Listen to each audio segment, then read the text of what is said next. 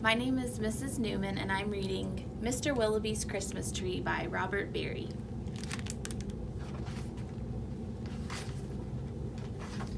Mr. Willowby's Christmas tree came by special delivery, full and fresh and glistening green, the biggest tree he had ever seen. He dashed downstairs to open the door. This was the moment he'd waited for. "A magnificent tree, splendid," he cried. "Please, sir, won't you carry it right inside? I think it might look best this year, right in the parlor corner here."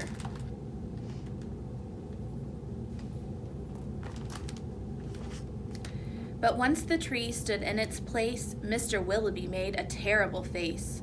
The tree touched the ceiling, then bent like a bow. "Oh, good heavens," he gasped, "something must go."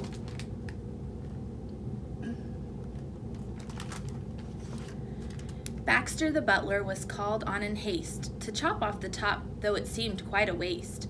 "That's great," Mr. Willowby cried with glee. "Now we can start to trim my tree." When the trimming was well under way, the top was placed on a silver tray. Baxter said, "I know just who'd be delighted with this Christmas tree." So it was presented to Miss Adelaide, Mr. Willowby's upstairs maid.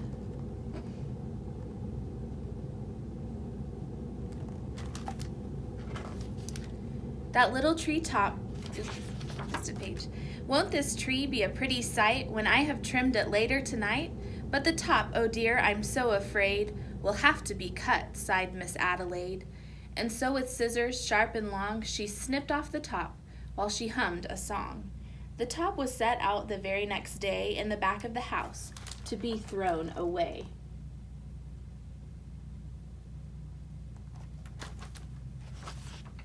That little tree top caught the eye of Tim, the gardener, passing by. He certainly was not about to see that little tree thrown out. He hurried home straight away to see what Mrs. Tim would say. "Fa la la, surprise, surprise!" His wife could not believe her eyes. "But our house," she said, "is so snug and small. I do not believe we need it all." And before Tim had a chance to shout, she cut off the top and threw it out.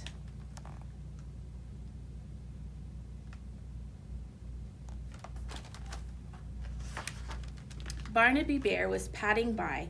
It almost hit him in the eye.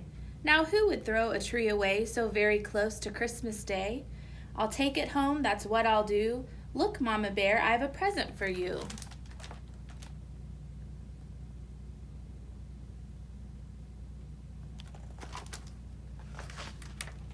"Isn't it a pretty tree?" yawned Barnaby quite drowsily. But Little Bear, standing off far, cried out, "That tree won't hold a star." Barnaby said, "Let's cut a hunk off of the bottom here at the trunk." But Mama Bear just shook her head and sliced the tree top off instead.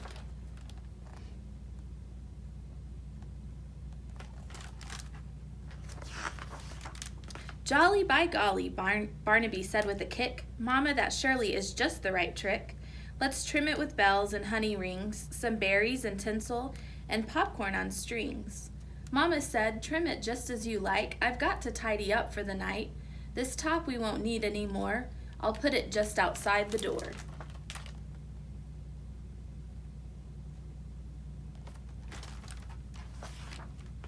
Later on that frosty night, Frisky Fox came into sight.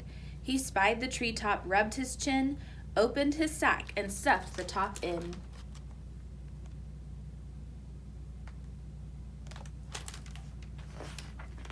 He scampered home and jumped his gate. This Christmas present couldn't wait. "It's even better than mincemeat pie," said Mrs. Fox with a happy sigh. Then the foxes saw that their Christmas prize was just a wee bit oversized. "There, my dears, don't you worry. I'll fix this top now in a hurry."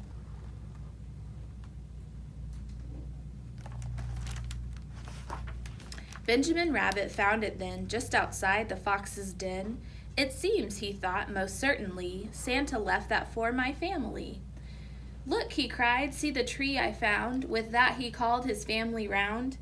Then there was a merry-making, rollicking, frolicking, carrot-shaking celebration around the tree. All were as happy as rabbits can be.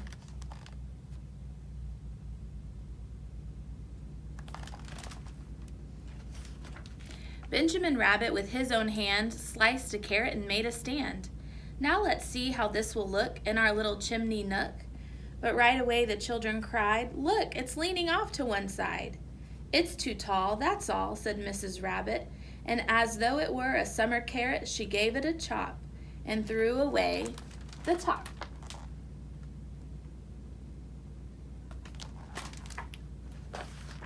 Then Mistletoe Mouse just happened to see that tiny tip of a Christmas tree.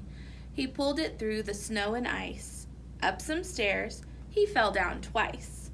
At last he reached his cozy house. "It's just the right size," said Mrs. Mouse. Then at the top, if you please, they put a star made out of cheese.